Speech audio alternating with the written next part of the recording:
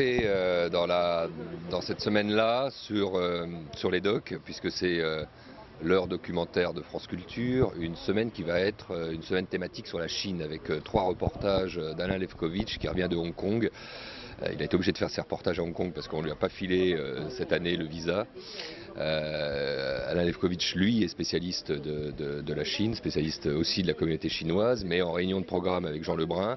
on s'est dit, tiens, un 4e élément, parce qu'on a trois documentaires à présenter cette semaine, un 4e élément sur ce qui s'est passé le 20 juin nous semblait, allez, pas incontournable, mais intéressant à sonder. Le but étant de comprendre les mutations à l'intérieur de la communauté chinoise, qu'on dit si silencieuse, si tranquille, si calme, si résignée, pourquoi pas. Et je savais, et c'était ça tout le défi, mais je ne l'avais pas encore totalement sondé, que j'allais buter aussi sur certains silences, sur ce que je n'avais pas encore sondé, c'est à quel point certains représentants de la communauté chinoise pouvaient être suspicieux à l'égard des confrères, de la présence de la presse. Donc j'arrive après l'émission de France 2 sur les ateliers Chouchi, après les ateliers Ravioli. J'arrive après toute une série de regards portés généralement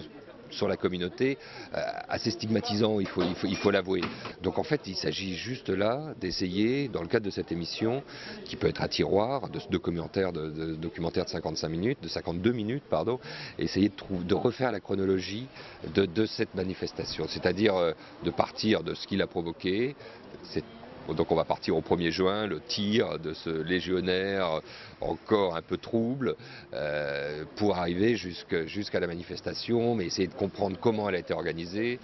peut-être récupérée, enfin tout ça n'est pas encore tout à fait très clair, et ensuite d'arriver à un volet où on va essayer de réfléchir à l'après, et à cette question qui est si chère au Patakès et à notre ami Samir, de se vivre ensemble ici à Belleville, qui semble avoir été un peu mise à mal, quoi. Mais en tout cas, cette émission qui sera diffusée le 8 sera une chronologie qu'on va essayer d'être respectueuse de cette manifestation à froid,